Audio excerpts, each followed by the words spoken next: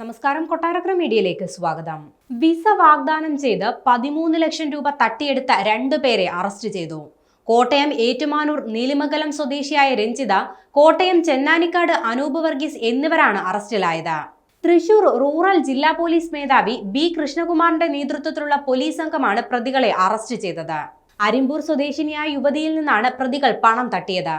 UK-യിൽ care assistant nurse ജോലിക്കായി visa ശരിയാക്കി കൊടുക്കാമെന്ന് പറഞ്ഞ് വിശ്വസിപ്പിച്ച് പണം തട്ടിയ കേസിലാണ് ഇവരെ അറസ്റ്റ് ചെയ്തത്.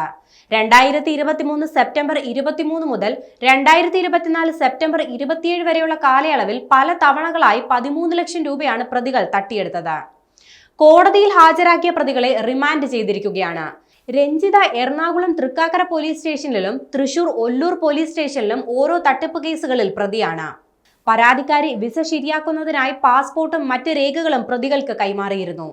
എന്നാൽ യുവതിക്ക് വിസ ലഭിച്ചില്ല എന്ന് മാത്രമല്ല, തെറ്റായ രേഖകൾ നൽകിയതിന് 10 കൊല്ലത്തേക്ക് UK-യിലേക്ക് പോകുന്നതിന് വിലക്കിയെന്ന് അറിയിച്ചുകൊണ്ടുള്ള ഇമെയിലാണ് UK ഹോം ഓഫീസിൽ നിന്ന് പരാതിക്കാരിക്ക് ലഭിച്ചത്. തുടർന്ന് പ്രതികളെ നിരന്തരം ബന്ധപ്പെട്ടെങ്കിലും പണം തിരികെ കൊടുക്കാതെ ഒഴിഞ്ഞുമാറുകയായിരുന്നു. പരാതിക്കാരി UK-യിൽ കെയർ അസിസ്റ്റന്റ് നഴ്സ് ജോലിക്കായി ശ്രമിക്കുന്ന സമയത്ത് കുറേയധികം ഏജൻസികളിലേക്ക് CV അയച്ചിരുന്നു.